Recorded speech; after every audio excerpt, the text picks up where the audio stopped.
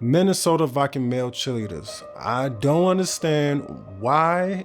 I don't care. It's not my problem. It doesn't bother me, but having flaming male Viking cheerleaders or any flaming male cheerleader in the NFL is a little problematic. And not because I said so, it's because of the expectation of when you go to something, you expect to see something that won't make you feel uncomfortable and not in a homophobic way. The Minnesota Vikings have 2 dude cheerleaders. This is a different kind of guy cheerleader. This is some AI. No, this is real, David. You watch it. Those are new cheerleaders. Those are, yes. Who asked for this? That's what I'm saying. What football fans around the country are saying we need more? Okay. Hey man, I thought you already stopped watching after the whole Kaepernick situation. Why are you still here? You're still here? Why do you care?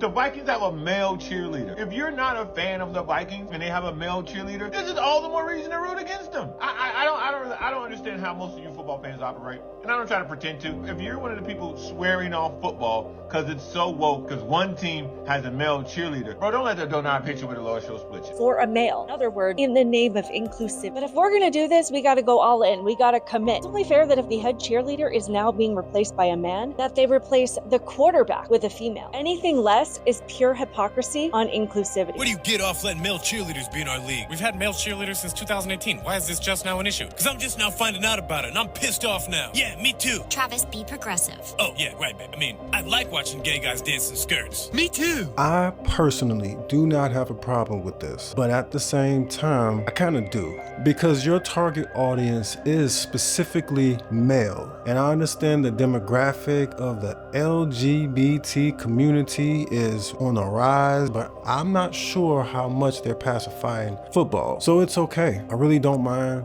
I really don't care, to be truly honest. It doesn't do anything. But when you look at it, you have to really put 2 and 2 together and say, why? Now let's focus on the why. Why do we have feminine male cheerleaders when the expectation has been attractive women for the longest? It started off with male cheerleaders at the beginning, and they weren't flaming. But when you see a man copying the exact same movement as a female, that's when it can start getting a little cloudy. The big, strong, masculine man throwing the women in the air, it makes sense. It fits the role. But when you start crossing the two, that's when things start to get confusing. And this is all coming from an evolutional standpoint. When a man sees a woman in a lordosis posture, tilted hips, back arched, it's attractive. And this is science, not my opinion. A 2017 study published that men consistently rate women as more attractive when they show a 45-degree spinal curvature. Why? Because that posture historically signals as fertility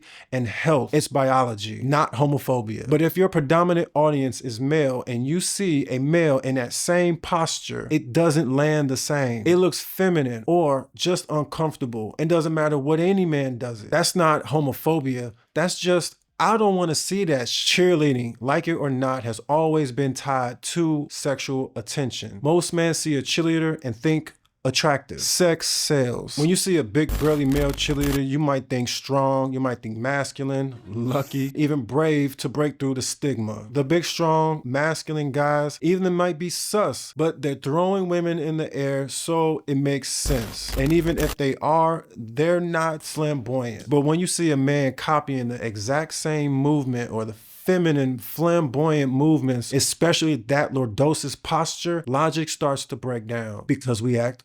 Why? What's the point of this? So if you extemporaneously say, what the that's natural because we do it with everything. It might not seem politically correct, but it's true, including race. So when you see someone on the block or in your town, they have to prove that they do not oppose a threat to your family, your community, or even your culture. And when they do, most of the time, people will accept them. Even with sports, if you take an Asian man and you put him on the field at quarterback, he might get some looks at first. But if he performs, then he'll be respected, even if he's gay. But if that same man is flamboyant and overshadows his performance with his theatrics, the acceptance may not come as easy. It's like if you put a stud on The Bachelor while all the women signed up to be with a masculine man, or like having Ben Shapiro on RuPaul Drag Race. It's not hate, it's context. They can join. Nobody says that they can, and nobody says that they shouldn't. But the question that we should be asking is, Why? I don't know. I don't have a problem with it personally. It doesn't bother me. I barely see him on TV, to be truly honest. But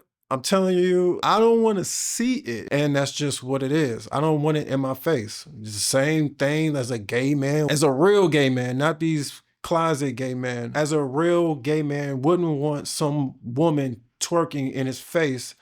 It's the same thing. It's not my cup of tea. It is what it is, you know? But put your comments in the comment section. Tell me what you think. Much love. God bless. And peace.